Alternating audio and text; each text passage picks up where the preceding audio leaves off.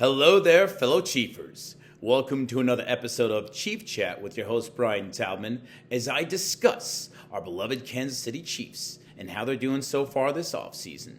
Coming off a year in which they finished 6-11, they lost their last 4 games.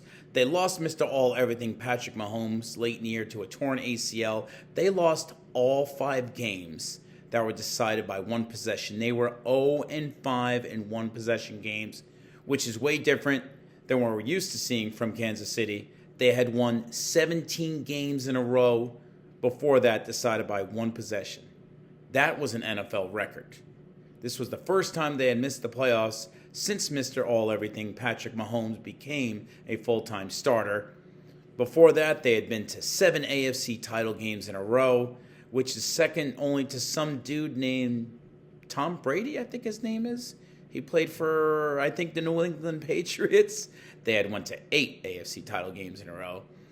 The Chiefs had won 3 Super Bowls in 5 years. They are a dynasty, absolutely.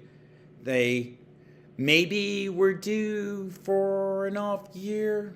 I look at it as an anomaly. Maybe the gods were saying, hey, listen, we know you have one of the best quarterbacks ever in Mahomes homie, but you can't win all the close games.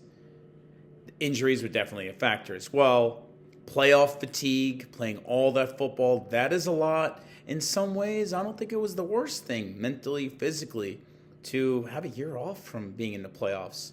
Not that the players don't want to make the playoffs, especially someone as ultra-competitive as Mahomes.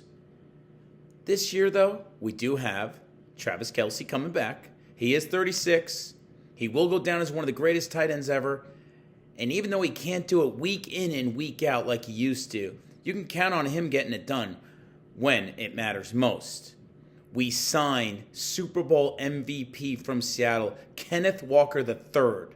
That is an outstanding pickup. I'm still surprised and elated that it happened. This gives us one of the best running backs we have had in a long time.